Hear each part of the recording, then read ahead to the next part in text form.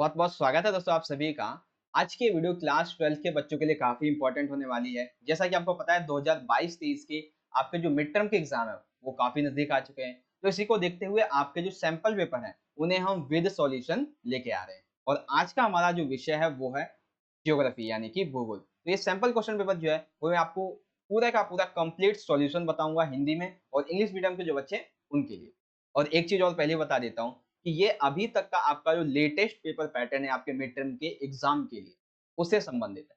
अगर आगे चल के एग्जाम से पहले इसमें कोई चेंजेस होते हैं तो मैं आपको उसका एक अपडेट दे दूंगा, वीडियो बना के प्रोवाइड करा दूंगा। ठीक है, अभी तक इसे समझिए। देखो, टाइमिंग 3 घंटे की है, मैक्सिमम मार्क्स हमारे 70 होने वाले, 30 मार्क्स का आपका प्रैक्टिकल होता है। तो समान निर्देश जब हम पढ़ेंगे तभी हमें पेपर पैटर्न का पता चलेगा। तो टोटल नंबर ऑफ सेक्शन 3 होंगे, का खा गा, इंग्लिश में कहें तो ABC। Total number of questions होंगे 29। खंड का में हमारे 1 से लेके 15 तक एमसीक्यू बेस्ड, बहुत अच्छी बात है, एमसीक्यू बेस्ड क्वेश्चन होंगे, 1 अंक के रहेंगे, जिनमें से हमें कुल 14 प्रश्न करने। खंड ख में हमारे 16 और 17 स्रोत आधारित प्रश्न रहेंगे, 3-3 मार्क्स के 2 क्वेश्चन। अब 3 मार्क्स के एक क्वेश्चन में आपको 4 क्वेश्चन देखने को मिलेंगे एमसीक्यू बेस्ड, उसमें से आपको कोई 3 करने हैं। इसी तरीके से खंड ग में 18 से 5 यानी कि 5 प्रश्न हमारे 3 मार्क्स के होंगे, जिसमें 2 क्वेश्चन में आपको चॉइस भी देखने को मिलेगी। देन उसके बाद यहाँ पे देखेंगे खंड घ, इसमें 23 से 27 5 मार्क्स के क्वेश्चन होंगे, 5 क्वेश्चन, और 2 क्वेश्चन में आपको चॉइस देखने को मिलेगी। देन क्वेश्चन नंबर 28 आपका इंडिया मैप पे बेस्ड रहेगा, क्वेश्चन नंबर 29 ये आपका वर्ल्ड मैप पे बेस्ड होने वाला है। तो इस तरीके से जो पेपर का पैटर्न है अभी तक का लेटेस्ट वो ये है। अगर एग्जाम से पहले इसमें कोई चेंजेस होते हैं तो उसे मैं आपको समझा दूँ। अब जो इंग्लिश मीडियम के बच्चे हैं वो अगर आपको जनरल इंस्ट्रक्शंस रीड आउट करने हैं तो वहाँ पे आप इजिली कर सकते हैं। हम चलते हैं क्वेश्चन पेपर के सॉल्यूशन की तरफ और समझते हैं कि पेपर कैसा। तो एक तरफ प्रश्न संख्या है 1 2 3 इस तरीके से, एक तरफ खंड है और एक तरफ है नंबर ऑफ मार्क्स। तो सबसे पहला प्रश्न देखिए हमारा क्या है कि निम्नलिखित में से कौन सा प्रतिकर्ष कारक नहीं है। प्रतिकर्ष का मतलब होता है एक नकारात्मक कारक। ठीक है, तो जनसंख्या जो है जब किसी स्थान को छोड़ के जाती है यानी कि जनसंख्या के प्रवास को प्रभावित करने वाले में प्रतिकर्ष कारक इनमें से कौन सा नहीं। तो जल का अभाव, बेरोजगारी और महामारी, ये सभी क्या होती हैं कि जनसंख्या को मजबूर करती है एक स्थान से दूसरे स्थान पर प्रवास करने के लिए। ठीक है, अब इसमें से जो प्रतिकर्ष कारक नहीं है वो है ऑप्शन नंबर फर्स्ट है, चिकित्सा, शैक्षणिक सुविधाएं, रोजगार, ये सभी क्या है, ये अपकर्षक कारक है। ठीक है, तो ये चीज आपको समझ में आ गई, ऑप्शन नंबर फर्स्ट हमारा राइट है। इसी तरीके से इंग्लिश में medical educational facilities. Question number second समझते हैं, निम्नलिखित में से कौन सी संख्या, ऐसी इसमें से कौन सी संख्या है जो जनसंख्या के कार्यशील आयु वर्ग को दर्शाती है। तो कार्यशील आयु वर्ग में ऐसी कौन सी जनसंख्या जो आती है। तो इसमें देखो ये तो हमें पता है कि 15 से स्टार्ट होती है। अब ये एंड कहाँ पे होती है, तो आपने पढ़ा होगा कि 60 के बाद में वृद्ध जनसंख्या आ जाती है।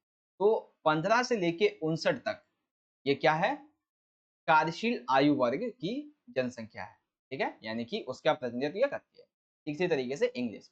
अगला क्वेश्चन आ जाता है क्वेश्चन नंबर थर्ड, खोल खोज का संबंध किससे है। तो बेसिकली चीन की निजी कृषि से, भारत की सामूहिक कृषि से, रूस में सामूहिक कृषि से, या फिर इतर कृषि से। तो बेसिकली ये जो खोल खोज है वो रूस की सामूहिक कृषि से संबंधित है। तो ऑप्शन थर्ड हमारा राइट हो जाएगा। इसी तरीके से आप यहाँ पे इसे इंग्लिश में भी देख सकते हैं। अब आता है क्वेश्चन नंबर 4, जनसंख्या वितरण को प्रभावित करने में कौन सा कारक मेल सही है। यानी कि कारक में दे रखे हैं कि प्राकृतिक, सांस्कृतिक, आर्थिक, इनमें से ऐसा कौन सा है जिसका मेल सही है। तो प्राकृतिक में क्या होता है, धरातल की बनावट आती है, जलवायु, मृदा, वनस्पति, जल इत्यादि, ये सभी आते हैं, राइट है। सांस्कृतिक में धर्म, भाषा, संस्कृति, ये भी आते हैं, तो ये भी राइट है। आर्थिक कारक में यातायात के साधन, उद्योग, रोजगार, ये भी आते हैं। तो एक तरीके से जनसंख्या वितरण के प्रभाव जो कारक होते हैं उनको प्रभावित करने में ये सभी सही है। Option number fourth, all of the above, right हो जाएगा। इसी तरीके से क्वेश्चन नंबर 5 है हमारा, ओवर कॉमन फ्यूचर रिपोर्ट किस आयोग के द्वारा प्रकाशित की गई थी। ठीक है, ये 4 ऑप्शन दे रखे हैं आपके। तो विश्व पर्यावरण और विकास आयोग, संयुक्त राष्ट्र संघ, संयुक्त राष्ट्र संघ के विकास कार्यक्रम, या पृथ्वी सम्मेलन। तो बेसिकली देखो यहाँ पे पूछे गए किस आयोग ने, सम्मेलन की बात नहीं हुई है, आयोग की बात हुई है। तो इसका राइट आंसर है ऑप्शन नंबर फर्स्ट, विश्व पर्यावरण और विकास आयोग ने ओवर कॉमन फ्यूचर रिपोर्ट जारी की। तो ऑप्शन नंबर फर्स्ट हमारा राइट हो जाएगा। अगला क्वेश्चन देख लेते हैं, क्वेश्चन नंबर 6 है कि निम्नलिखित दक्षिण भारतीय राज्यों में से किस राज्य में भौम जल का उपयोग इसके कुल भौम जल संभाव से ज्यादा है? यानी कि ऐसा कौन सा दक्षिण भारत का राज्य है जहाँ पे जितना भौम जल वहां पे उपस्थित है उससे ज्यादा उसका उपयोग है? ऑप्शन है आपके कर्नाटक, तमिलनाडु, केरल और आंध्र प्रदेश। तो यहाँ पे एक समस्या देखोगे आप, ये जो जल की समस्या है बेसिकली ये आती है तमिलनाडु में। तो इसका राइट आंसर क्या हो जाएगा कि भौम जल का उपयोग सबसे अधिक कहाँ पे होता है? तो तमिलनाडु में होता है। ठीक है, ऑप्शन नंबर सेकेंड यानी कि बी हमारा राइट हो जाएगा। क्वेश्चन नंबर 7 है, निम्न में से कौन सा देश गेहूं व चावल की अधिक उत्पादकता की किस्में विकसित, यानी कि ऐसा कौन सा देश है जहाँ पे गेहूं हो गया, चावल हो गया, ये जो फसलें होती हैं बेसिकली इनकी बहुत सारी किस्में जो है वो वहाँ पे विकसित की गई हैं। आपके ऑप्शन है जापान, ऑस्ट्रेलिया, संयुक्त राज्य अमेरिका तथा जापान, मैक्सिको तथा फिलीपींस या फिर मैक्सिको तथा सिंगापुर। तो गेहूं और चावल इसकी अधिकतर जो किस्में हैं वो कहाँ पे विकसित की गई हैं? मैक्सिको तथा फिलीपींस में। ऑप्शन थर्ड हमारा राइट है। ठीक है, तो क्वेश्चन नंबर 7 आई होप आपको समझ में आ गया होगा। ठीक इसी तरीके से आप यहाँ पे इंग्लिश में लगा देंगे Mexico and the Philippines. Question number 8 है हमारा, निम्नलिखित में से कौन सा मेल सही है? फिर से एक मेल आ गया हमारे पास। तो देखो क्या है कि जीवन प्रत्याशा, जीवन प्रत्याशा का मतलब क्या होता है? दीर्घ जीवन को जीवन प्रत्याशा के रूप में मापा जाता है। राइट है। सामान्य साक्षरता दर शैक्षिक उपलब्धि के रूप में मापना। ठीक है।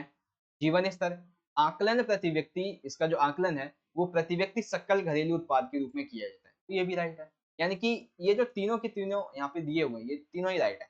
तो ऑप्शन नंबर 4 हमारा यहाँ पे राइट हो जाएगा, उपरोक्त सभी ऑल ऑफ दी अबव। तो 8 का हमारा आंसर यहाँ पे कंप्लीट हो गया। अब देखो एक इंटरेस्टिंग सा क्वेश्चन आ रहा है यहाँ पे, इसमें आपको थोड़ा दिमाग लगाने की जरूरत पड़ेगी। निम्नलिखित में से सही का चुनाव करो। एक तरफ उद्योग है और एक तरफ है उनका वर्गीकरण। तो यहाँ पे सबसे पहला उद्योग है माचिस। माचिस एक तरह किसका उद्योग है? तो यहाँ पे जो माचिस है वो एक वन उद्योग है, क्योंकि माचिस का निर्माण किससे होता है? लकड़ी से। शक्कर क्या है? तो शक्कर एक कृषि उद्योग है। तो ऑप्शन नंबर, एक सेकेंड, चलिए इसको हम हटा देते हैं। तो माचिस का यानी कि फर्स्ट का हमारा 5 हो जाएगा। तो फर्स्ट के 5 में 2 ऑप्शन है, तो ये तो वैसे ही हट गए यहाँ से। ठीक है। अब सेकंड क्या है? शक्कर। तो शक्कर क्या है? एक कृषि आधारित उद्योग है। तो यहाँ पे देखेंगे सेकंड का फोर्थ ये वाला है। तो ऑप्शन नंबर फर्स्ट जो रहेगा ये एक बेसिक ट्रिक है कि पहले के 2-3 देख लो या फिर जो आपको आता है वो देख लो, अगर राइट है तो सारे राइट हो जाएंगे। माचिस उद्योग क्या है? एक वन उद्योग है। शक्कर एक कृषि उद्योग है। उनिवस उद्योग क्या है? ये एक पशु आधारित उद्योग है, मतलब वर्गीकरण एक तरीके से। सीमेंट क्या है? सीमेंट एक तरीके से ये खनिज आधारित है। और प्लास्टिक एक रसायन उद्योग। तो इस तरीके से सारी चीजें आपको समझ में आ गई, और जो पहला हमारा इसका ऑप्शन होगा वो इसका राइट हो जाएगा। क्वेश्चन नंबर 9 यहाँ पे हमारा कंप्लीट हो जाता है। ठीक है। इसी तरीके से आप यहाँ पे इंग्लिश में मिलान कर लेंगे। यहाँ पे शायद इन्होंने वर्गीकरण नहीं किया है, लेकिन आप जैसे पढ़ सकते हैं match, chemical, industry. Option first हमारा इसका राइट होगा। क्वेश्चन 10 है हमारा, संसार का औसत लिंगानुपात कितना है? ये सभी बच्चों को पता होगा कितना है। 1000 महिलाओं पे प्रति 990 पुरुष, 990 महिलाएं प्रति 1000 पुरुष, 980 महिलाएं 1000 पुरुष, या 10,000 महिलाओं पर 9,990। तो इसका राइट आंसर है option number A, sorry option number second, 990 महिलाओं प्रति 1000 पुरुष, यानी कि महिलाओं का लिंगानुपात पुरुषों के मुकाबले कम से भी कम 1% यहाँ पे कम है। ठीक है, 7% की अगर हम बात करें तो 1% यहाँ पे भी कम है। वर्ल्ड लेवल की बात हो रही है। इसी तरीके से इंग्लिश में 11 क्वेश्चन है, आर्थिक स्तर की वृद्धि से भारत की जनसंख्या के वर्गों में कौन सा सही मेल नहीं? यानी कि देखो, आर्थिक स्तर की वृद्धि से भारत के जो जनसंख्या है उसको हम कई वर्गों में रखते हैं आर्थिक स्थिति के आधार पर। तो इनमें से कौन सा है जो सही मेल नहीं खाता है? तो एक है मुख्य श्रमिक। तो ये वो व्यक्ति होता है जो एक वर्ष में कम से कम 183 दिन तक काम करता है, बिल्कुल सही है। दूसरा है सीमांत श्रमिक, यानी कि जो 183 से कम दिनों तक काम करता है, तो ये भी हमारा राइट है। फिर है आश्रमिक, जो व्यक्ति व्यापार करता है। अब देखो वर्ड के नाम से ही पता चल रहा है, वर्ड की मीनिंग से आश्रमिक का मतलब होता है जो व्यक्ति बेरोजगार हो।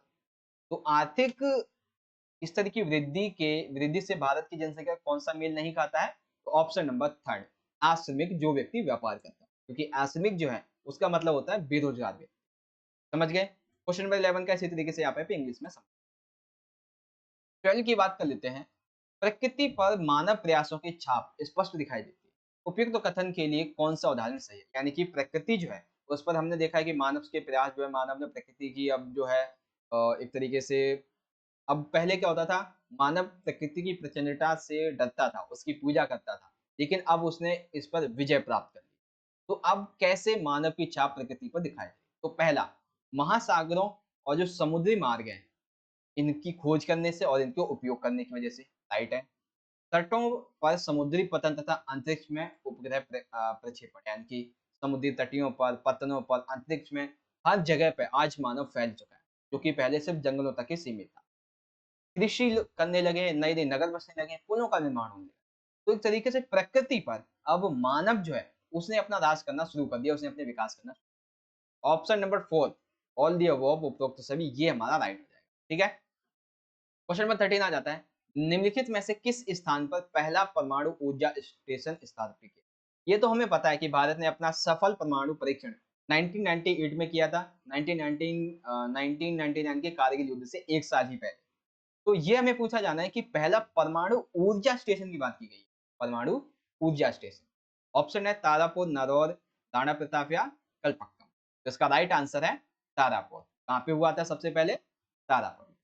इसी तरीके से इंग्लिश में है। अब ये 13 समझ में आ गया। 14 क्वेश्चन है, प्रकार के आधार पे भारतीय नगरों में कौन सा मेल सही है? तो पहले ऑप्शन देखने हैं, उसके बाद हमें जो चॉइस है वो देखनी है। तो पहला है प्रशासन शहर। तो ये वे शहर थे जहाँ पे नगर, जहाँ मतलब नगर हो, उच्चतर क्रम के प्रशासनिक मुख्यालय हो, जैसे दिल्ली, चंडीगढ़। तो राइट है, प्रशासन शहर ऐसे ही होते हैं, जहाँ पे प्रशासनिक मुख्यालय हो। उदाहरण भी ठीक है, राइट। औद्योगिक नगर, जिन नगरों में उद्योग अधिक ज़्यादा हो, जैसे कि मुंबई, सेलम, जमशेदपुर, तो राइट है क्योंकि यहाँ पे ज़्यादातर उद्योग हैं। खनन नगर, जैसे रानीगंज, झरिया, डिगबोई आदि, भी राइट है। तो एक तरीके से यहाँ पे अगर हम देखते हैं, तो ये ऑप्शन दिए हुए हैं, मतलब 3 यहाँ पे ये दे रखे हैं। अब इनमें से हमें चूज़ करना है कि कौन से सही है। तो बेसिकली ये तीनों ही कथन हमारे सही हैं, तो ऑप्शन नंबर 3 राइट आंसर। इसी तरीके से आप इसे इंग्लिश में पढ़ सकते हैं, बी राइट है। अब क्वेश्चन नंबर 15 देखिए क्या है कि निम्नलिखित में से कौन-सा खनिज भूरा हीरा के नाम से जाना जाता है? ऐसा कौन-सा खनिज है जिसे हम भूरा हीरा के नाम से जानते हैं? लौह, अभ्रक, लिग्नाइटाइट या मैग्नीज? तो इसका राइट आंसर है लिग्ना लिग्नाइट। ठीक है? लिग्नाइट, इसको हम जानते हैं भूरा हीरा के नाम से। तो सेक्शन नंबर ए के जितने भी क्वेश्चन थे, वो हमने यहाँ पे कंप्लीट कर लिए हैं एंड आई होप कि आपको जितनी भी चीज़ें इस वीडियो में समझाई गई हैं, अभी तक का आपका जो सेक्शन ए है, ये कंप्लीट हुआ है और अराउंड हमारे 15 से ज़्यादा मिनट हो चुके हैं और आई होप कि आपको समझ में भी आ गया। अब चलते हैं अपने सेक्शन नंबर बी की तरफ, ठीक है?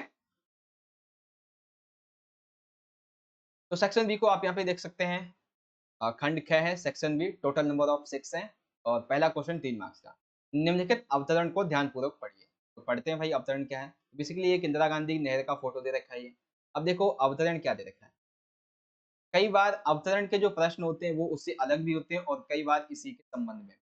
तो इंदिरा गांधी नहर, जिसे पहले हम राजस्थान नहर के नाम से जानते थे, भारत में सबसे बड़े जो नहर तंत्र हैं उनमें 1948 में कंवर सिंह द्वारा संकल्पित यह नहर परियोजना 31 मार्च 1958 को शुरू हुई थी। यह नहर पंजाब के हरिके बांध से निकली और राजस्थान के थार मरुस्थल पाकिस्तान सीमा के समानांतर 40 किलोमीटर की औसत दूरी पर बहती है।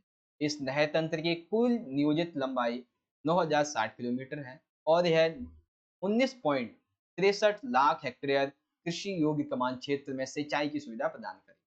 कुल कमान क्षेत्र में 70% क्षेत्र प्रवाह नहर तंत्रों और शेष क्षेत्र लिफ्ट तंत्र द्वारा तैयार किया। तो ये है हमारा बेसिकली इंदिरा गांधी कमान नहर जो क्षेत्र, उससे संबंधित एक स्रोत।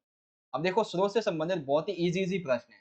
इंदिरा गांधी नहर को पहले किस नाम से जानते थे? तो अभी हमने देख ही लिया किस नाम से जानते थे, राजस्थान नहर के नाम से जानते। इंदिरा गांधी नहर परियोजना कब शुरुआत की गई? तो ये भी हमने देख लिया 31 मार्च 1958 को। एक बार हम कंफर्म भी कर लेते हैं। देखो नाम क्या है इसका, राजस्थान, और परियोजना 31 मार्च 1958। इंदिरा गांधी नहर कमान क्षेत्र में सतत पोषणीय विकास के लिए इनमें से कौन सा कारक सबसे महत्वपूर्ण है? तो इंदिरा गांधी नहर कमान में सतत पोषणीय विकास के लिए परिवहन था? नहीं।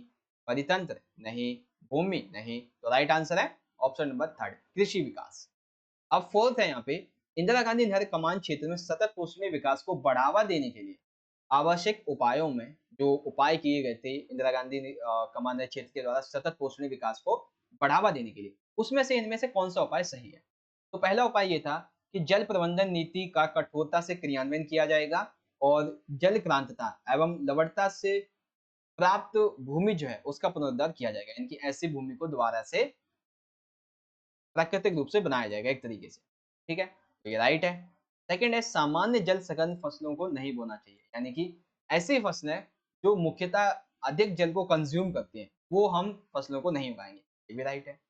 वनीकरण यानी कि वनों को कटने से रोकने के लिए, वनों को बचाने के लिए वृक्षों के रक्षण, मेखला का निर्माण और चारागाह विकास, ये सभी इंदिरा गांधी नहर कमान क्षेत्र के सतत पोषणीय विकास के आवश्यक उपायों के अंतर्गत आते हैं।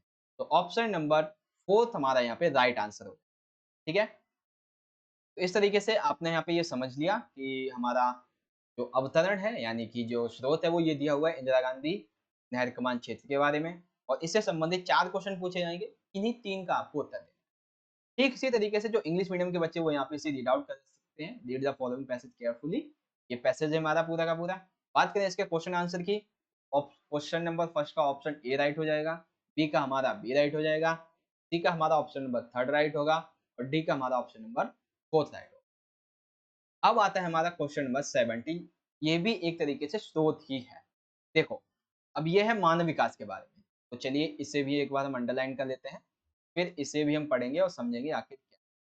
तो मानव विकास के 4 स्तंभ जिसमें समानता, सतत पोषणीयता, उत्पादकता तथा सशक्तिकरण सम्मिलित है। मानव विकास की माप, मानव विकास के संकेत, श्रेणी स्वास्थ्य, शिक्षा, संसाधन इन सभी पे निर्भर करता है। ये श्रेणियां 0 से 1 के मध्य हैं। इनके आधार पर अंतरराष्ट्रीय तुलनाएं करना आसान हो जाता है। मानव विकास सूचकांक स्वास्थ्य, शिक्षा, संसाधनों तक पहुंच सूचकों के आधार पर देशों का एक क्रम तैयार किया जाता है। ये क्रम 0 से 1 के बीच के स्कोर पर आधारित है। मानव विकास की अवधारणा का प्रतिपादन डॉक्टर महबूब उल हक के द्वारा किया। तो अब समझते हैं इसके क्वेश्चन। तो क्वेश्चन बेसिकली सबसे पहला है, मानव विकास के 4 स्तंभों में शामिल है। कौन सा है? समानता तथा सतत पोषणीयता राइट है, उत्पादकता तथा सशक्तिकरण ये भी है। तो ऑप्शन थर्ड जो है हमारा, हाँ ये वाला ऑप्शन नंबर थर्ड, ये हमारा राइट हो जाएगा। ठीक है? यानी कि पहला और दूसरा दोनों ही सही है। सेकंड है, मानव विकास की अवधारणा का प्रतिपादन गैस के द्वारा किया गया रिक्त स्थान की पूर्ति कर। किसके द्वारा किया गया था? अभी हमने देखा डॉक्टर महबूब उल हक के द्वारा जो मानव विकास की अवधारणा है इसका प्रतिपादन किया गया। उसके बाद उस देश का नाम बताओ जहां पर मानव विकास सूचकांक सबसे उच्च उच्च स्तर पर है। ऐसा कौन सा देश है?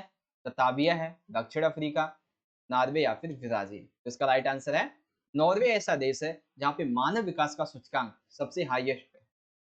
देन उसके बाद फोर्थ है हमारा, संसार के किसी प्रदेश में किसी प्रदेश विशेष में मानव विकास के हमें अधिकतर उच्च स्तर क्यों दिखाई देते हैं? फॉर एग्जाम्पल नॉर्वे जो है, यहाँ पे मानव विकास सूचकांक अधिकतर क्यों देखने को मिलता है? मानव विकास का स्तर अधिकतर क्यों होता है? ऐसे भी क्वेश्चन आपसे बन सकता है। तो देखो क्या है कि ऐसे क्षेत्रों में, ऐसे देशों में शिक्षा और जो स्वास्थ्य स्थिति है वो काफी बेहतर होगी, काफी मजबूत होगी। राजनीतिक उपद्रव, सामाजिक अस्थिरता यहाँ पे बिल्कुल भी नहीं होगी। बहुत ही अधिक सामाजिक विविधता नहीं होना, यानी कि यहाँ पर कुछ ज़्यादा सामाजिक विविधताएँ नहीं होंगी, जैसा कि अधिकतर जो ज़्यादा जनसंख्या आबादी वाले देश होते हैं उनमें देखा जाता है। तो उच्च स्तर क्यों दिखाई पड़ते हैं? इस संदर्भ में ऑप्शन 4 हमारा उपरोक्त सभी इसका राइट आंसर है। ठीक है? तो ये आपको समझ में आ गया क्वेश्चन नंबर 17 के जितने भी हमने क्वेश्चन देखे थे, आई होप आपको सारे समझ में। ठीक इसी तरीके से इंग्लिश में देख सकते हैं आप, ये हमारा पैसेज है और क्वेश्चन नंबर ए का हमारा राइट आंसर होगा ऑप्शन नंबर सी, बी का हमारा सेकंड राइट है, थर्ड का हमारा थर्ड और फोर्थ का ऑल ऑफ द।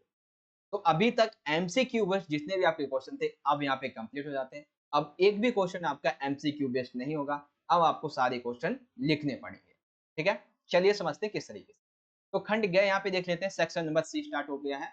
अब इसमें 3-3 मार्क्स के 5 प्रश्न होंगे, यानी कि टोटल ये सेक्शन 15 मार्क्स का होने वाला है। और सेक्शन स्टार्ट होते ही पहले क्वेश्चन में एक चॉइस मिलेगी और एक लास्ट वाले क्वेश्चन। तो पहला क्वेश्चन है क्वेश्चन नंबर 18।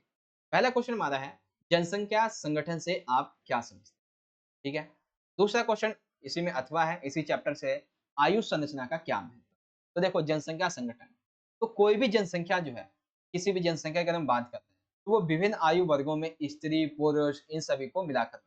अभी हमने देखा था कौन-कौन से आयु वर्ग हैं, 0 से 14, 15 से 59 और 60 के बाद इस तरीके से।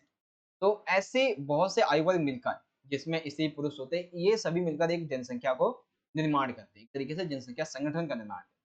तो जनसंख्या संगठन या फिर जनांकीय संरचना, ये उन विशेषताओं को प्रदर्शित करता है, जिनकी माप की जा सके, यानी कि जिन्हें मापा जा सके और जिनकी मदद से 2 विभिन्न प्रकार के व्यक्तियों के समूह में तुलना या अंतर करना संभव हो जाए। तो जनसंख्या संगठन से हम अपनी जनसंख्या को मापते हैं। साथ ही साथ अगर हमें किसी जनसंख्या के विभिन्न 2 समूहों में, अलग-अलग समूह में अंतर करना हो, तो हम इसी के संदर्भ में करते हैं। ठीक है? आयु, लिंग, साक्षरता, आवास का स्थान, व्यवसाय, ये ऐसे कारक हैं जो जनसंख्या संगठन को प्रदर्शित करते हैं। आयु, लिंग हो गया, साक्षरता हो गई, आवास के स्थान हो गए, व्यवसाय हो गए, तो ये सभी हमें ये समझाते हैं कि जनसंख्या संगठन किस तरीके से बटा हुआ है। किसी देश की अगर हमें आने वाली विकास की योजनाओं को बनाना है, तो हमें पहले ये देखना पड़ता है कि जनसंख्या कैसी वृद्धि हो रही है, उसका जनसंख्या संगठन कैसे आने वाले टाइम पे घटेगा या बढ़ेगा, इन सारी चीज़ों का हम जब एनालाइज़ करते हैं, तभी हम देश की विकास की योजनाओं को बनाते हैं। तो जनसंख्या संगठन क्या है, इसका महत्व क्या है, समझ के। सेकंड क्वेश्चन है, आयु संरचना का क्या मतलब? भई आयु संरचना का मतलब क्या है?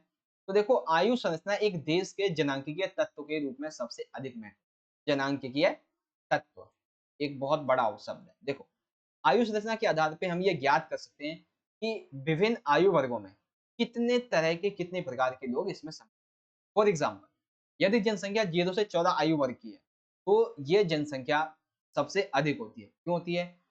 क्योंकि इसमें बेसिकली जो शिशु होते हैं, वो भी देखने को मिलते हैं, किशोर होते हैं, छोटे से किशोर, वो भी देखने को मिलते हैं। तो एक तरीके से ये जनसंख्या ऐसी होती है जो दूसरों पर आधारित होती है, अपने माता-पिता पर आश्रित होती है। इसी कारण से इस आयु जनसंख्या में देश का विकास काफ़ी कम होता है। दूसरी आयु जनसंख्या का वर्ग आ जाता है 15 से 19। ये ऐसे जनसंख्या का वर्ग होता है, जहाँ में अधिक जनसंख्या तो होती है इसमें, साथ ही साथ यहाँ पे जो जनसंख्या है वो कार्यशील होती है, ठीक है? जो अपनी आय होती है उसको, उस ऋतु को बनाने वाली होती है, देश के विकास को, देश में विकास लाने वाली होती है, वर्ल्ड लेवल पे चेंजेस लाने वाली होती है। तो ये जनसंख्या जो है, वो बेसिकली संसाधनों को दोहन करके उनमें सहायक होती है। सबसे आ जाती है 60 वर्ष से ऊपर। ये ऐसी जनसंख्या संरचना होती है, जहाँ पे वृद्धों की देखभाल की जाती है और उनके व्यय अधिक उन पर खर्च होने की यहाँ पे संभावना देखने को मिलती है। तो इन सभी उपरोक्त तथ्यों से ये स्पष्ट हो जाता है कि जनसंख्या के जनांकीय निर्धारण के रूप में आयु संरचना का अध्ययन काफी महत्वपूर्ण हो जाता है। तो आयु संरचना क्या है, जनसंख्या संगठन क्या है, इन सभी के जो क्वेश्चंस हैं, इनके आंसर आई होप आपको इजीली तरीके से मिल गए। In that case in English आप इस तरीके से ये क्वेश्चन देख सकते हैं, और जो ऑप्शंस हैं, मतलब कि क्वेश्चंस के जो टॉपिक्स हैं, पॉइंट्स हैं, वो इजीली आप यहाँ पे रीड आउट कर सकते हैं। ठीक है बच्चों, ये हो गया हमारा क्वेश्चन नंबर 18 यहाँ पे कंप्लीट। क्वेश्चन नंबर 29 देखो, सॉरी 19 देखो, काफी छोटा है लेकिन 3 मार्क्स का है। नाभिकीय ऊर्जा क्या होती है? नाभिकीय यानी कि ऐसी ऊर्जा जो कि परमाणु पदार्थों से उत्पन्न होती है। नाभिकीय ऊर्जा के उत्पादन में प्रयुक्त होने वाले महत्वपूर्ण जो खनिज होते हैं, उनमें यूरेनियम, थोरियम, ये सभी देखने को मिलते हैं। अब नाभिकीय ऊर्जा के केंद्रों के नाम लिखने, किन्हीं दो, यहाँ पे 100 नहीं बल्कि 2 होना चाहिए था, गलत लिखा था इन्होंने, 2 होना चाहिए। ठीक है, तो देखो 2 केंद्र पूछे हैं, तो एक है तारापुर जो कि महाराष्ट्र में, एक है रावतभाटा जो कि कहाँ पे, राजस्थान में, एक है कलपक्कम जो कि तमिलनाडु में है, एक है नरोर जो कि उत्तर प्रदेश में, और भी ऐसे कई हैं। तो हमें सिर्फ ये बताना था नाभिकीय ऊर्जा का अर्थ क्या है, ठीक है? तो ये क्या है, जो परमाणु से उत्पन्न ऊर्जा होती है और इसके उत्पादन में प्रयुक्त होने वाला खनिज अहम कौन सा है, यूरेनियम और थोरियम। अब इसके केंद्र कौन-कौन से हैं? तो ये बहुत सारे केंद्र मैंने आपको यहाँ पे समझा दिए। तो काफी छोटा प्रश्न था ये वाला। क्वेश्चन नंबर 20 आ जाता है हमारा, प्रौद्योगिकी के विकास के लिए प्रकृति का ज्ञान किस प्रकार से महत्वपूर्ण है? यानी कि अगर हमें प्रौद्योगिकी का विकास करना है, तो हमें सबसे पहले प्रकृति का ज्ञान लेना होगा और हमें इसको एग्जाम्पल के द्वारा समझाना। तो देखो, प्रकृति जो है, प्रकृति की स्थिति के द्वारा ही हम ये समझ सकते हैं कि किसी देश की जो सांस्कृतिक स्थिति है, वो किस तरीके से विकसित हो रही है। शुरुआती दौर में क्या था कि मानव जो था, मैंने अभी आपको बताया कि वो प्रकृति की प्रचंडता से डरता था। कहीं बाढ़, भूकंप, सुनामी से दिक्कत ला देती थी और मनुष्य इतना विकसित भी नहीं था। तब वो प्रकृति से डरता था, उसकी पूजा करता था। लेकिन जैसे-जैसे मानव के मस्तिष्क जो था वो विकसित होने लगा, उसने विकास किया, वैसे-वैसे औद्योगिक विकास ने प्रकृति की महत्वता को यहाँ पे घटा दिया है। ठीक है? आज जो मानव है, वो प्रकृति के नियमों को समझकर प्रौद्योगिकी का विकास कर सकता है। जैसे कि फॉर एग्ज़ाम्पल आज मानव ने घर्षण और ऊष्मा के इस सोच को एक आविष्कार में बदलते हुए आग की खोज यहाँ पे कर दी। ठीक है? ठीक इसी तरीके से डीएनए और आनुवंशिकी रहस्यों ने बहुत सारी जो बीमारियाँ हैं, उनके इलाज पाने में सहायता की है। वायु के गति के नियमों की प्रयोग की वजह से आज हम बहुत तेज़ी से चलने वाली जो तीव्रयान हैं, उन सभी को आसानी तरीके से निर्माण कर सकते हैं। तो जब तक हमें प्रकृति का ज्ञान नहीं था, हम प्रकृति से डरते थे, उसकी पूजा करते थे। लेकिन जैसे-जैसे मानव विकसित होता गया, उसने ज्ञान की प्राप्ति की, वैसे-वैसे वो प्रकृति से अपना विकास करने लगा। ठीक है?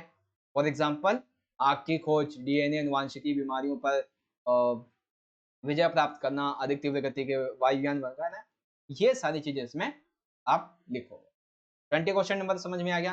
ठीक इसी तरीके से इंग्लिश में आप यहाँ पे इज़िली इसे समझ सकते हो। Question number 20 in Hindi and English is also is done. चलिए क्वेश्चन नंबर 21 समझते हैं। 21 क्वेश्चन है जल संबंध जल संभर जल संभर प्रबंधन के लिए सरकार के द्वारा उठाए गए कौन-कौन से जो कदम है वो यहाँ पे आपको प्रमुख लगते हैं। कोई 3 कदम आपको यहाँ पे समझा। तो सबसे पहले आपको ये पता होना चाहिए कि जल संभर प्रबंधन होता है। तो धरातलीय एवं भौम जल संसाधनों का दक्ष प्रबंधन बेसिकली ऐसा देखो एक क्या होता है जो जमीन के अंदर जल है और एक जो ऊपर से मतलब पहले नदी नाले वगैरह इनका जल है। तो इन दोनों ही जलों का हमें प्रबंधन करना है जिससे कि ये व्यर्थ ना हो। जल संबंध प्रबंधन यही कहलाता है। तो यानी कि भूमि के अंदर भूमि के ऊपर जो जल है उसका प्रबंधन हमें करना चाहिए जिससे कि ये व्यर्थ ना हो। इसी को जल प्रबंधन।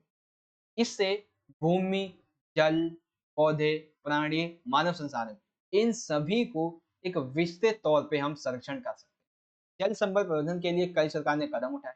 फॉर एन एग्जाम्पल हरियाली बहुत बड़ा कदम था।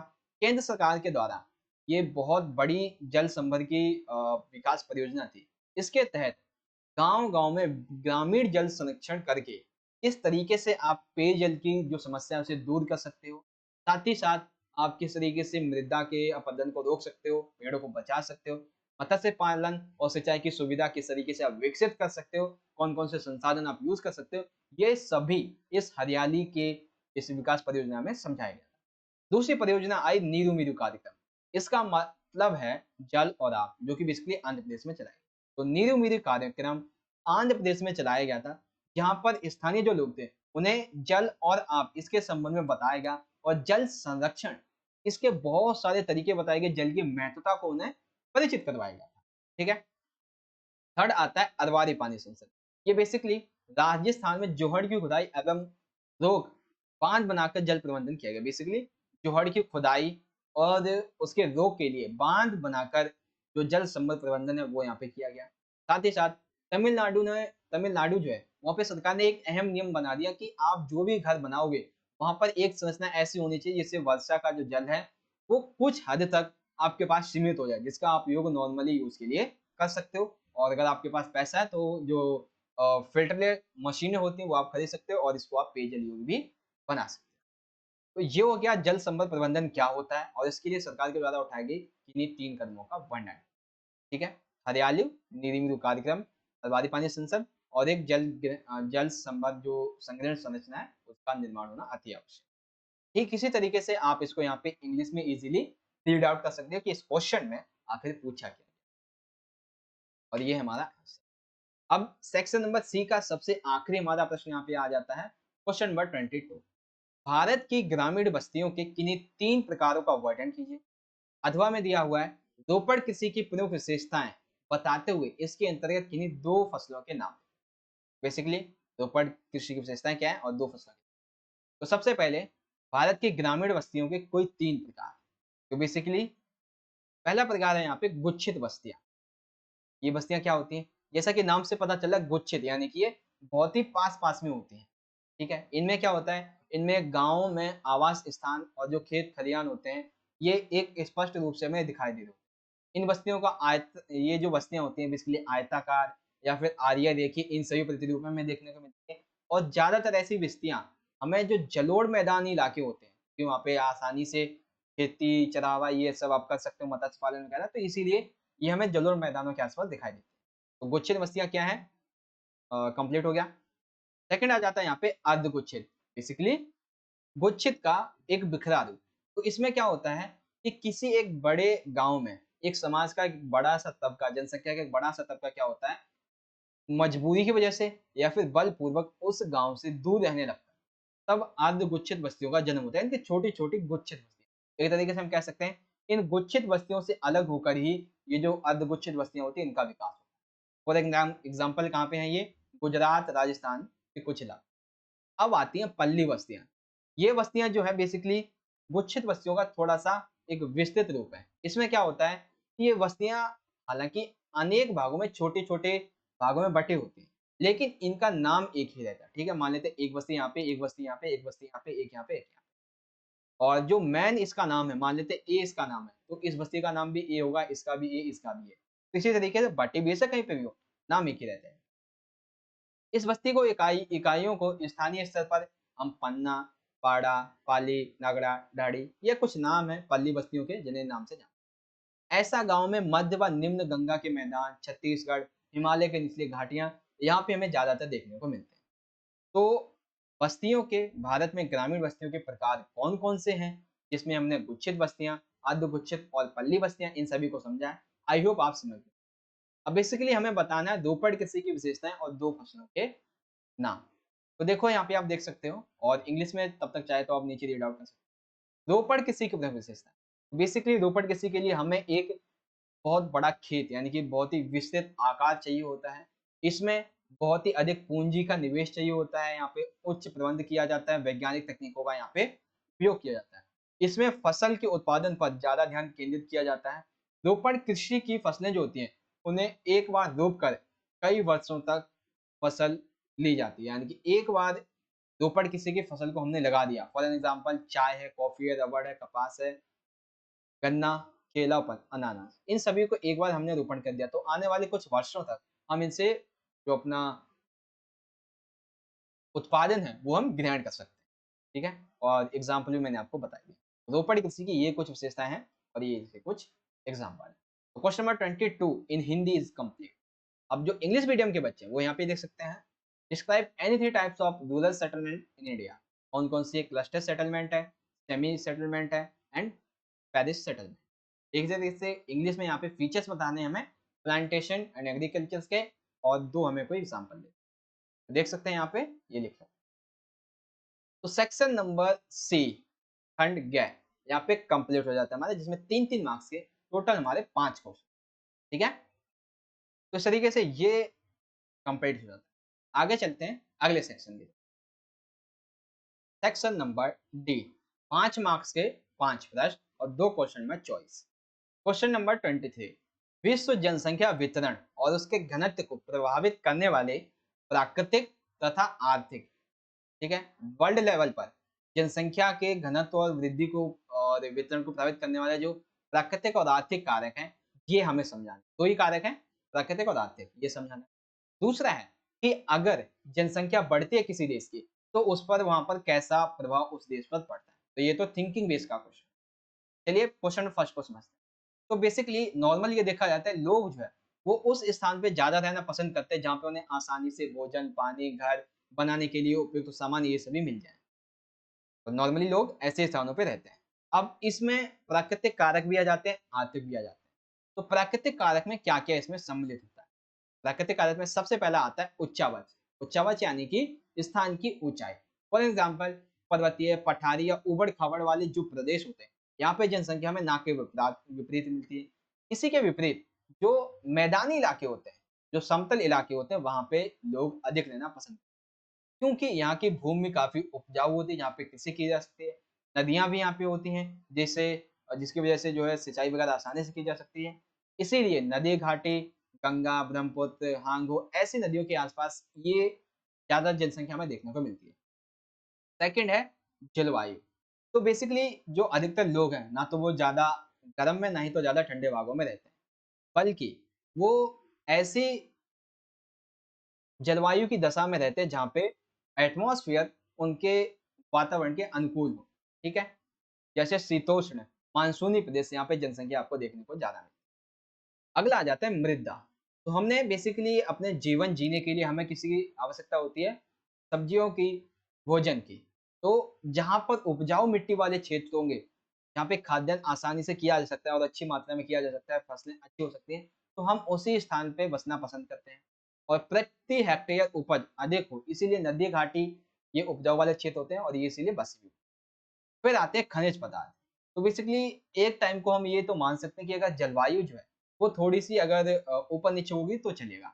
लेकिन अगर वहाँ पे हमें कुछ महत्वपूर्ण खनिज फॉर एग्ज़ाम्पल सोना मिल रहा है, हीरे मिल रहे हैं, ऐसी जो खनिजें होते हैं, अगर वहाँ पे मिल रही हैं, तो हम वहाँ पे भी सफ़र कर सकते हैं, ठीक है?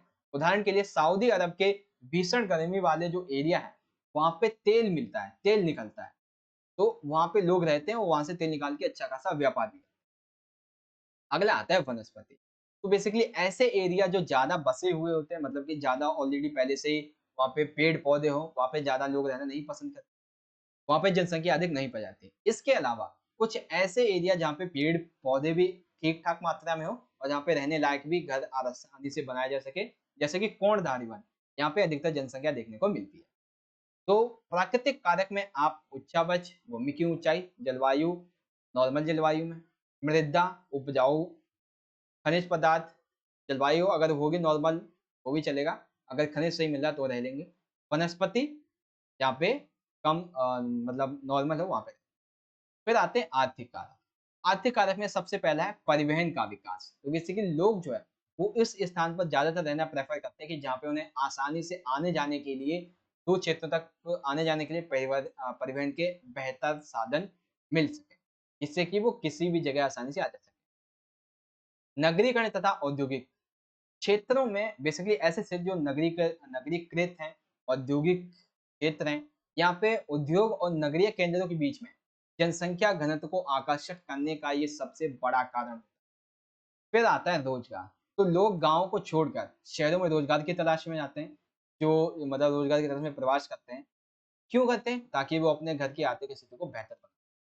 तो ये चीज़ आपको समझ में आएगी। क्वेश्चन नंबर फर्स्ट है कि विश्व की जनसंख्या को प्रभावित करने वाले जो प्राकृतिक और आर्थिक कारक हैं, ये कौन-कौन से हैं?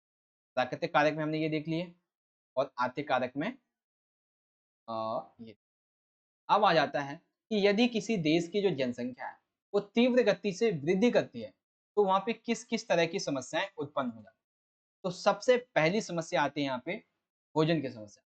क्योंकि जब अधिक जनसंख्या वृद्धि होगी, तो भोजन से संबंधित जो उपलब्ध पदार्थ हैं, उनकी कमी पड़ जाएगी और उसकी पूर्ति करना कठिन हो जाएगा। आवास की समस्या, अधिक जनसंख्या बढ़ने की वजह से जो निवास स्थान होंगे, उन स्थानों में कमी होने लगेगी।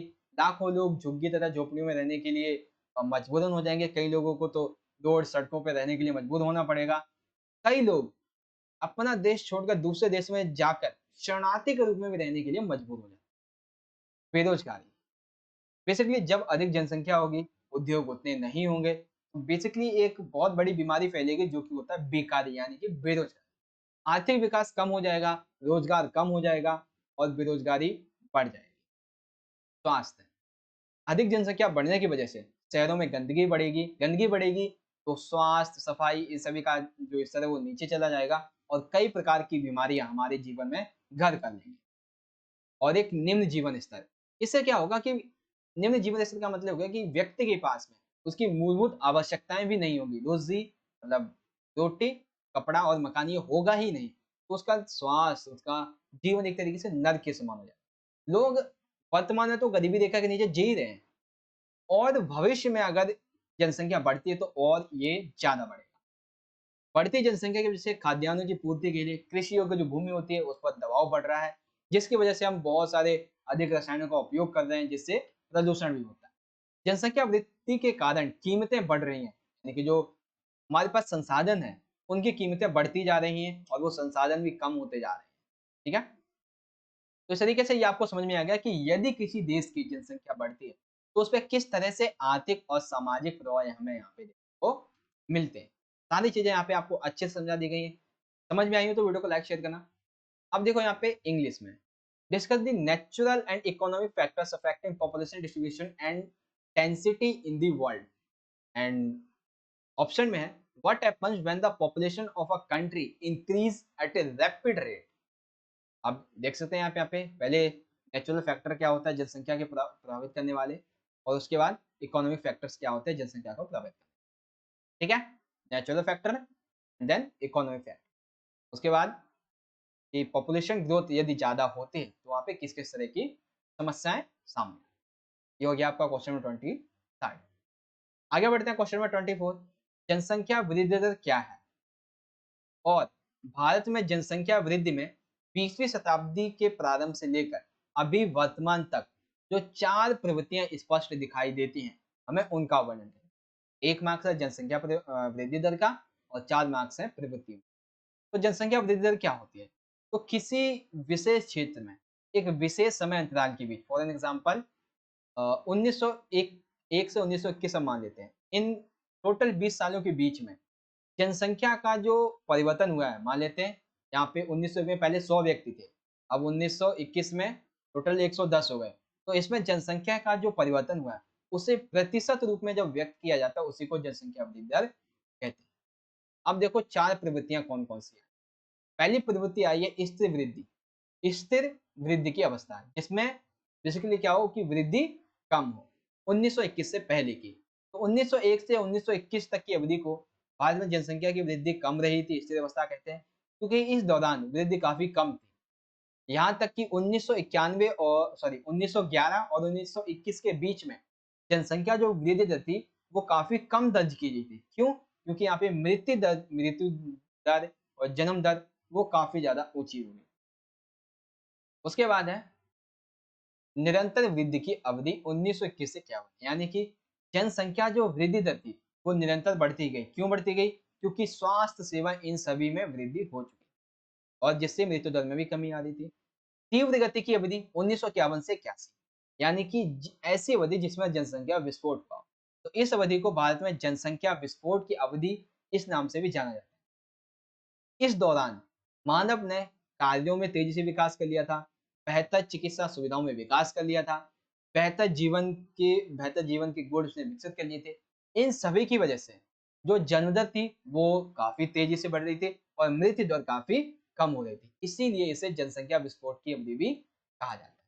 और सबसे आखिरी है घटती वृद्धि की अवधि 1981 अभी तक। तो 1981 से वर्तमान तक जनसंख्या की वृद्धि काफी कम हुई है।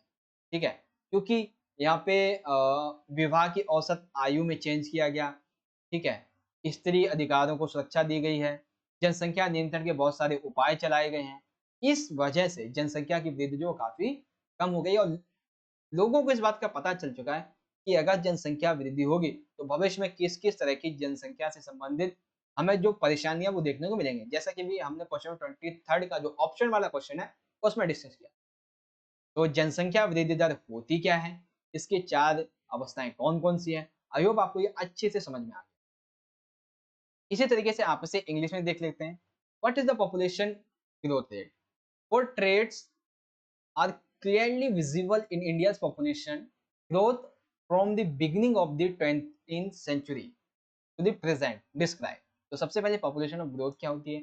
फर्स्ट पीरियड था हमारा period of steady growth before 1921, period of sustainable growth 1921 to 51, period of rapid growth before 51 से 81 and period of decreasing growth 1981 to present. अब आता है क्वेश्चन नंबर 25। यहाँ पे पूछा गया है कि भारतीय जो अर्थव्यवस्था है इसमें कृषि का क्या महत्व है और भारत में कृषि से संबंधित किस प्रकार की कोई 4 समस्याएं आपको समझ। तो सबसे पहले हम इसके महत्व को समझते हैं। तो बेसिकली भारत जो है वो एक कृषि प्रधान देश है। ठीक है, कृषि प्रधान देश है इसीलिए इस अर्थव्यवस्था में काफी अहम योगदान। कृषि जो है वो भारतीय अर्थव्यवस्था की आधारशिला होने के साथ साथ यहाँ पे लोगों के जीवन यापन की एक महत्वपूर्ण विधि है, क्योंकि हमारे देश का कुल श्रमिक जो है वो लगभग 70% तक कृषि से ही बिलोंग करता है और हमारी जो राष्ट्रीय उत्पाद है, जो जीडीपी होता है, उसमें लगभग 26% उत्पादन जो है वो कृषि का ही होता है। इसका योगदान जो है वो कृषि का होता है। और वर्तमान में आप देखोगे तो इंडिया जो है व्हीट यानी गेहूँ को बहुत ही ज़्यादा निर्यात कर रहा है, ठीक है? जिससे चावल पर ज़्यादा प्रेशर बढ़ रहा है और बेसिकली ये क्या है, ये एक करंट इश्यू है। इसके बारे में आपको यूट्यूब वगैरह पे सर्च करेंगे तो बहुत सारी वीडियो देखने को मिल जाएगी। कृषि से कई प्रधान उद्योगों को कच्चा माल मिलता है। कृषि जो है वो कई सारे जो उद्योग होते हैं उनको कच्चा माल भी देता है। जैसे कि कपास उद्योग हो गए, जूट उद्योग हो गया, चीनी उद्योग हो गए। इन सभी को कच्चा माल कहाँ से मिलता है? कृषि उद्योगों से मिलता है। कृषि से पशुओं को चारा प्राप्त होता है, पशुपालन भी इसी के संबंध में आता है। भारत की लगभग 1 से 110 करोड़ की जो आबादी है, वर्तमान में तो 135 करोड़ हो चुकी है। तो ये पूरी की पूरी आबादी किस पर निर्भर होती है अपने खाने के लिए? कृषि पर। अगर कृषि होगी ही नहीं, तो इन्हें भी खाना कहाँ से मिलेगा? तो एक तरीके से भारतीय अर्थव्यवस्था में कृषि का एक बहुत बड़ा अहम रोल है। अब समझो कि इतने अहम रोल होने के बावजूद भी यहाँ पे कई समस्याएं उत्पन्न हैं। कौन-कौन सी समस्या हैं? पहली समस्या यहाँ पे आती है कि अनियमित मानसून पर निर्भरता। भारत के कई ऐसे क्षेत्र हैं जहाँ पे सिंचाई की उपलब्धता अभी भी नहीं हो पाई है। इसकी वजह से हमें अपनी फसल के उत्पादन के लिए किस पर निर्भर रहना पड़ता है? मानसून पर। भूमि सुधारों की कमी। सरकार के द्वारा बहुत सारे भूमि सुधार नहीं किए जा रहे हैं। जैसे कि जो छोटे-छोटे खेत हैं, विखंडित जोत है, इन सभी को एक जगह नहीं किया जा रहा है, जिससे किसान को काफ़ी प्रॉब्लम्स समस्याएँ आ रही हैं। वित्तीय संस्थानों की बाधाएँ तथा ऋणग्रस्तता, यानी कि जो वित्तीय संस्थान है, वो लोगों को अधिक ऋण पर कृषि से संबंधित वस्तुओं को प्रदान तो कर देते हैं, लेकिन वो ऋण इसका नहीं दे पाते हैं उनको, तो ये एक बहुत बड़ी समस्या है कि उनको संसाधन नहीं मिल पा रहे हैं। सिंचाई साधनों की कमी बता दी है मैंने आपको। यहाँ पर क्या है कि अधिक उत्पादन पाने के लिए लोग अधिकतर ज़्यादातर जो रसायन होते हैं उनका उपयोग करते हैं, जिसकी वजह से उपजाऊपन क्षमता जो है मिट्टी की वो खत्म हो जाती है। तो यहाँ पे आपको समझ में आ गया कि भारतीय अर्थव्यवस्था में कृषि का क्या महत्व है और उससे संबंधित कौन सी 4 यहाँ पे समस्याएँ सामने आई। अब इसी को आप यहाँ पे इंग्लिश में रीड आउट कर सकते हो। What are the importance of agriculture in Indian economy and write any four major problems in Indian agriculture. तो क्या इंपॉर्टेंस है, उसके बाद क्या प्रॉब्लम्स हैं, वो आप यहाँ पे इजीली रीड आउट कर सकते हैं। ठीक है। अब आ जाता है क्वेश्चन नंबर 26। उद्योगों की स्थिति को प्रभावित करने वाले कौन से कारक हैं जिनके कारण उद्योग अपना लाभ बढ़ाते हैं? बेसिकली लाभ की दृष्टि से उद्योगों को कौन कौन से कारक प्रभावित करते हैं? तो बेसिकली अधिकतर उद्योग जो है वो जब स्थापित किए जाते हैं तो बहुत सारी बातों का ध्यान रखा जाता है और सबसे अहम बात ये देखी जाती है कि कम से कम लागत लगाई जाए और अधिक से अधिक लाभ कमाया जाए। अब इस संबंध में कौन कौन से कारक यहाँ पे सामने आते हैं? यहाँ पे पहला कारक हमारे सामने आता है, कच्चे माल तक पहुंच आसान होनी चाहिए। यानी कि उद्योग को उस स्थान पर लगाया जाना चाहिए जहाँ पे उद्योगों के लिए कच्चा माल आसपास के क्षेत्रों से ही मिल जाए सरलता से और सुगम तरीके से। उदाहरण के लिए जो लौह इस्पात उद्योग है, भारी उद्योगों के लिए जो खनिज अयस्क खाने हैं, ये क्या होनी चाहिए? उद्योगों के पास ही होनी चाहिए। परिवहन एवं सरल रास्ता होना चाहिए इनके लिए। भोजन प्रसंस्करण के लिए कृषि हो गई, डेयरी उत्पाद हो गए, ये सभी आस-पास में मतलब कि स्थापित होने चाहिए। तो कच्चे माल तक उद्योग की पहुँच अहम होती है। बाजार तक पहुँच आसान हो, यानी कि उद्योगों के द्वारा एक जो माल उत्पादित किया जाता है, जो विनिर्मित माल होता है, उसको बाजार तक पहुँचाने के लिए उस क्षेत्र की बाजार तक पहुँच आसानी से हो, जिससे कि माल को क्रेताओं तक, यानी कि जो विक्रेता होते हैं, बेचने वाले होते हैं, व्यापारी होते हैं, उन तक पहुँचाया जा सके। फिर आता है श्रम आपूर्ति। किसी भी उद्योग के लिए बहुत बड़ी बात होती है कि उद्योगों में बड़ी संख्या में कई बार कुछ कुशल कारीगर भी रखे जाते हैं, कुछ अर्धकुशल और कुछ अकुशल कर्मियों की आवश्यकता होती है और इन सभी की आसानी से उपलब्धता इसके विकास पर, इसके लाभ पर निर्भर करती है। शक्ति के साधन आपूर्ति, यानी कि उद्योगों को चलाने के लिए जितनी शक्ति की आवश्यकता होती है, कोयला, खनिज, बिजली, ये सभी उसके आसपास होने चाहिए ताकि वो अपनी शक्ति के स्रोत के रूप में उनका उपयोग कर सके। परिवहन और संचार, परिवहन की अच्छी सुविधाएं होनी चाहिए, संचार प्रणाली काफी अच्छी होनी चाहिए, सरकारी नीतियां जो हैं वो उस उद्योग के लिए हितैषी होनी चाहिए ताकि वो अपने उद्योगों का विकास आसानी से कर सके। तो ये चीज आपको समझ में आ गई। कि उद्योगों की स्थिति को प्रभावित करने वाले कार्य कौन-कौन से और वे अपना लाभ किस तरीके से कमाते हैं। क्वेश्चन नंबर 26 हमारे यहाँ पे कंप्लीट।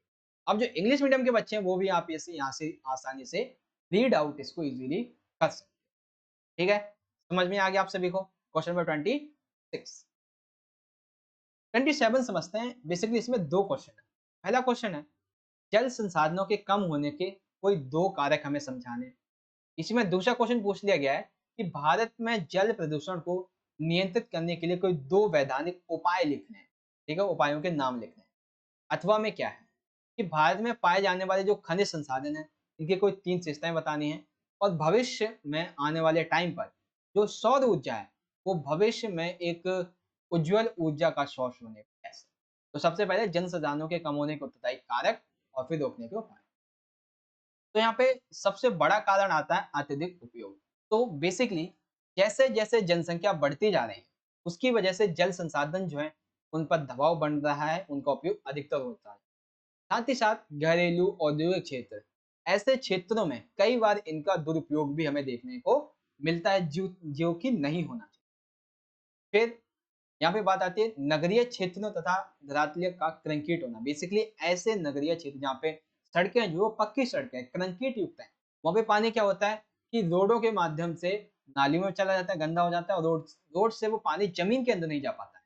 तो इसीलिए नगरीय क्षेत्रों में जो धरातल है वो कंक्रीट युक्त है, इसीलिए जो जल का रिसाव है वो भूमि के अंदर नहीं हो पाता है और भौम जो जल संसाधन है उनमें कमी होती है।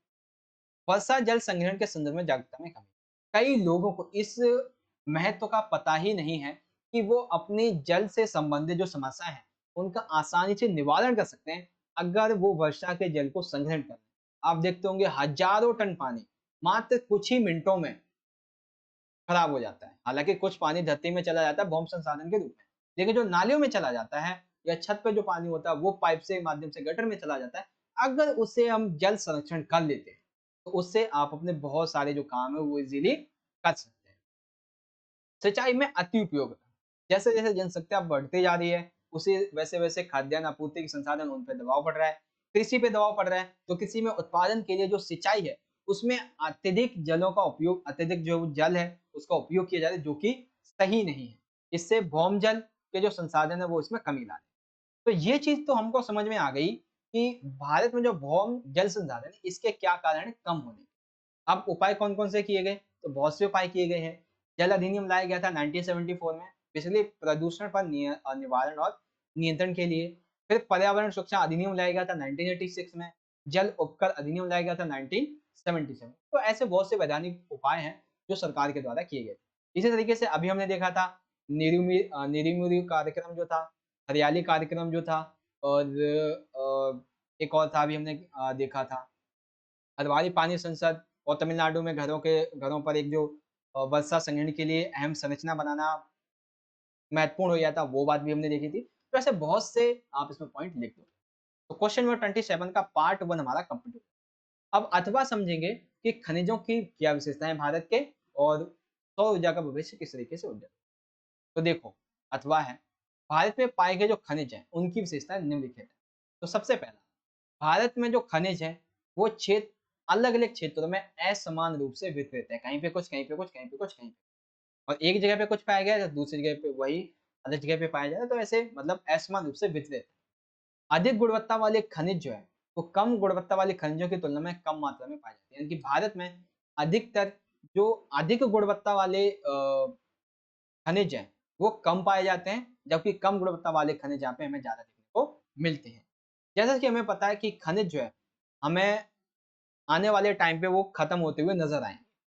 तो इसीलिए हमें जो खनिज है उनके संरक्षण की आवश्यकता है। भौगोलिक दृष्टि से इन खनिजों को बनने में काफ़ी लंबा समय लगता है और आवश्यकता के अनुसार आप इसे दोबारा से बना भी नहीं सकते। खनिजों के संरक्षण के लिए ऊर्जा के वैकल्पिक स्रोत जैसे कि सौर ऊर्जा, पवन ऊर्जा, तरंग ऊर्जा, भूतापीय ऊर्जा, सामरिक व अति अल्प खनिज के निर्यात, इन सभी को घटाना चाहिए। खनिजों का जानबूझकर उपयोग नहीं किया जाना चाहिए। तो इन सभी से हम खनिजों की जो रक्षा है वो कर सकते हैं और आने वाली अपनी पीढ़ियों के लिए भी सुरक्षित कर सकते हैं। तो ये हैं भारत में पाए जाने वाले खनिज हैं, उनकी विशेषताएँ। अब यहाँ पे दूसरा क्वेश्चन था सौर ऊर्जा भविष्य में किस तरीके से एक उज्जवल ऊर्जा का संसाधन बनेगा। तो देखो, ये ऊर्जा का एक गैर परंपरागत स्रोत है। यह ऊर्जा का एक असामान्य संसाधन। भारत में ऊर्जा के परंपरागत साधन जो संसाधन है, उसमें वो कि जो कि पर्याप्त मात्रा में यहाँ पे उपलब्ध नहीं है। इसीलिए उसकी पूर्ति करने के लिए ये एक महत्वपूर्ण विकल्प है। सौर ऊर्जा से प्रदूषण भी नहीं होता है और ये काफ़ी खर्चीला भी होता है। इसके लिए आपको बिजली वगैरह की आवश्यकता नहीं बनती है। ये सिर्फ सनलाइट से ही आपके लिए बिजली बना देता है। भारत का लगभग आधा भाग उष्णकटिबंधीय भाग है, जहाँ पे वर्ष भर सौर विकिरण यानी कि ऊष्मा की किरणें सूर्य का प्रकाश बना रहता है। तो इसीलिए भारत में आने वाले भविष्य में सौर ऊर्जा एक उज्जवल भविष्य के रूप में काम करेगी। भारत के जो पश्चिमी भाग है जैसे कि गुजरात, राजस्थान, यहाँ पर अत्यधिक सौर विकिरण प्राप्त होता है। तो इसीलिए ये यहाँ पर जो सौर ऊर्जा है उसका विकास अधिकतर देखा जाता है। तो आपको समझ में आ गया क्वेश्चन नंबर 27 के दोनों क्वेश्चन। ये दोनों ही क्वेश्चन 27 के हमने यहाँ पे कंप्लीट कर लिए हैं और आई होप आपको सारे के सारे क्वेश्चन इजीली समझ में आ गए। अब 27 के दोनों क्वेश्चन इंग्लिश में देखिए क्या कहते हैं कि explain any three factors responsible for depletion of water resources, mention any two legal measures to control water population in India. And अथवा में दिया हुआ है और write the characteristics of minerals found in India and give reasons why solar energy future is bright in India। तो सारे questions के answers easily आप यहाँ पे रीड आउट कर सकते हो। पहले के ये हो जाएंगे एंड जो सोलर वाला है इसके ये हो जाएंगे और मिनरल्स वाला। अब यहाँ पे आ जाता है हमारा अगला सेक्शन। बेसिकली ये मैप बेस्ड है, मानचित्र आधारित प्रश्न यानी कि मैप बेस्ड क्वेश्चंस। तो चलिए देखते हैं भाई इसमें क्या क्या है। तो 10 अंक का है। पहला क्वेश्चन देखिए भारत के संदर्भ में, तो भारत के दिए गए रेखा राजनीतिक मानचित्र में इन्हीं 5 को उचित चिन्हों के द्वारा आपको दर्शाना होगा और उनके सामने उनका नाम भी लिखना होगा, यानी कि अंकित करके उनका नाम लिखना। तो समझते हैं भाई क्या क्या हमें दर्शाना है। सबसे पहले हमें दर्शाना है कि निम्न जनसंख्या वाला घनत्व वाला राज्य कौन सा। मध्य प्रदेश की एक जो बॉक्साइट खदान है वो कौन सी है। कर्नाटक की एक मेगा सिटी कौन सी है। उच्चतम नारीकरण वाला राज्य कौन सा है। ओडिशा में लौह अयस्क खदान कौन सी है। गुजरात में तेल रिफाइनरी कौन सी है। तमिलनाडु में लिग्नाइट क्षेत्र कौन सी है। तो इन सभी को हमें मैप में भरना है। इसी तरीके से आप यहाँ पे इंग्लिश में देखें तो आप यहाँ पे देखोगे ये है आपका ब्लैंक मैप जिसमें आपको दे रखा होता है और इसमें आपको भरना और ये है आपका वो मैप जिसमें भरा। तो क्वेश्चन पहला हमारा क्या है कि निम्न जनसंख्या घनत्व वाला राज्य। तो सबसे कम जनसंख्या घनत्व कहाँ पे पाया जाता है। अरुणाचल प्रदेश। यहाँ पे आप देख सकते हो कहाँ पे है, अरुणाचल प्रदेश। इसको देखिए यहाँ पे इंगित भी कर रखा है। दूसरा है हमारा मध्य प्रदेश में बॉक्साइट खदान। तो मध्य प्रदेश में देख सकते हैं यहाँ पे कौन सी खदान है, कटनी। क्या नाम है उसका, कटनी। उसके बाद तीसरा क्वेश्चन है हमारा यहाँ पे कर्नाटक की एक मेगा सिटी। कर्नाटक में एक मेगा सिटी कौन सी है, बेंगलुरु। ठीक है। फोर्थ क्या है हमारा यहाँ पे, फोर्थ है उच्चतम नारीकरण वाला राज्य। तो उच्चतम नारीकरण वाला सबसे जो राज्य है वो कौन सा है, सभी को पता है, गोवा। Option number 4। ओडिशा में लौह अयस्क खदान। ये लौह अयस्क खदान ओडिशा में कौन सी है, तो इसका है यहाँ पे ये देखो जम, ये शायद दिख नहीं रहा है, इसको थोड़ा सा बड़ा करना पड़ेगा। नाम सही से दिख नहीं रहा है वैसे, मयूरभंज कुछ तरीके से लिखा हुआ है। ठीक है, तो इसे देखते हैं। बेसिकली आपको 5 बनने 7 दिए हुए हैं। गुजरात में तेल रिफाइनरी कौन सी है, गुजरात में जामनगर तेल रिफाइनरी है। तमिलनाडु में लिग्नाइट क्षेत्र कौन सा है, तो तमिलनाडु में निवेली एक लिग्नाइट क्षेत्र। तो ये 7 दिए हुए हैं, इनमें से आपको कहीं 5 को भरना था और इंग्लिश में भी आप इसी तरीके से भर देंगे सारे। ठीक है। अब बात करते हैं अपने वर्ल्ड मैप की। तो वर्ल्ड मैप में देखो यहाँ पे पहले ही अंकित किया होगा, संसार के दिए गए राजनीतिक रेखा मानचित्र में 5 भौगोलिक लक्षण ABCD को दर्शाया गया है। इनकी पहचान निम्नलिखित जानकारी की मदद से कीजिए और उनका सही नाम करके खींची गई रेखाओं पर लिखिए। तो चलिए समझते हैं। अफ्रीका में एक चलवासी पशु जाति। ठीक है, देखते हैं पहले। दूसरा है एक सबसे बड़ा देश। तीसरा है यूरोप के क्षेत्र में वाणिज्यिक अनाज कृषि, एक डेयरी कृषि क्षेत्र, उत्तरी अमेरिका में स्थित एक निर्वात क्षेत्र। तो सबसे पहला क्या दे रखा है, अफ्रीका में स्थित एक चलवासी पशुचारण क्षेत्र। तो यहाँ पे देख सकते हैं ये दिया हुआ है अफ्रीका में चलवासी पशुचारण का क्षेत्र। तो यहाँ पे क्या है, ये बेसिकली उष्ण अफ्रीका यानी कि ट्रॉपिकल अफ्रीका के बारे में यहाँ पे बताता है। ठीक है, तो फर्स्ट क्या हो जाएगा हमारा, ट्रॉपिकल अफ्रीका यानी कि उष्ण। सेकंड है हमारा यहाँ पे कि एक सबसे बड़ा देश जो कि यहाँ पे चिन्हित किया गया है। तो देख सकते हैं यहाँ पे ये क्या चिन्हित किया गया है, सभी को पता होगा, ब्राजील को यहाँ पे चिन्हित किया गया। सेकंड क्या हो जाएगा हमारा आंसर, ब्राजील। थर्ड क्वेश्चन है हमारा यहाँ पे, यूरोप के क्षेत्र में वाणिज्यिक अनाज कृषि क्षेत्र। तो यूरोपीय क्षेत्र में देखते हैं भाई कहाँ पे है, ये रहा, देखो ये है। तो यूरोपीय ये क्षेत्र कौन सा है वाणिज्यिक कृषि क्षेत्र का, ये है स्टेपी क्षेत्र। ठीक है, ये है स्टेपी क्षेत्र। फोर्थ हमारा एक डेयरी कृषि क्षेत्र। तो डेयरी कृषि क्षेत्र में देखते हैं भाई कौन सा है यहाँ पे, ये देखो यहाँ पे दे रखा है। तो ये छोटा सा देश कौन सा है, न्यूजीलैंड। तो ऑप्शन क्वेश्चन नंबर फोर्थ का न्यूजीलैंड हमारा राइट आंसर। फिफ्थ है हमारा उत्तरी अमेरिका में स्थित एक निर्वाह संग्रहण क्षेत्र। तो देखते हैं भाई कौन सा है, ये दे रखा है यहाँ पे। तो बेसिकली ये यहाँ पे जो निर्वाह संग्रहण क्षेत्र दे रखा है वो है कनाडा। क्या है, कनाडा। तो ये आपके 5 क्वेश्चन थे और इन 5 क्वेश्चनों का ये आपका मैप था और इस मैप के ये आपके 5 आंसर। तो इस तरीके से हमारा क्वेश्चन पेपर जो है वो यहाँ पे कंप्लीट हो जाता है और जो मैप था आपका इंडिया का और वर्ल्ड का, दोनों ही मैंने आपको समझा दिए हैं किस किस तरीके से आपके क्वेश्चन पूछे गए थे और आपको कैसे कैसे इसके आंसर लिखने। ठीक है, हालांकि जब वो आपका एग्जाम होगा तो आपको क्या करना है, इस मैप को उसमें नाम लिखने हैं और उस मैप को दे देना है अपनी उत्तर पुस्तिका में लगा के, जैसे दोनों ही मैप आपको लगा के देने हैं। ठीक है, तो इस तरीके से हमारा आज का ये जो वीडियो था यहाँ पे कंप्लीट हो जाता है और मैं आशा करता हूँ कि आज की इस वीडियो में जो भी क्वेश्चंस आपको समझाए गए, जो क्वेश्चन पेपर आपको समझाया गया है वो आपको अच्छे तरीके से यहाँ पे समझ में भी आ गया होगा। गाइस आपको वीडियो अच्छी लगी हो तो ज़्यादा से ज़्यादा वीडियो को लाइक कीजिएगा, अपने दोस्तों के साथ अधिक से अधिक जरूर शेयर कीजिएगा ताकि वो भी इस क्वेश्चन पेपर के बारे में जान सकें। मिलेंगे आपसे अगली वीडियो में, तब तक के लिए आप पढ़ते रहें, अपना ख्याल रखें। धन्यवाद। जय हिंद, वंदे मातरम।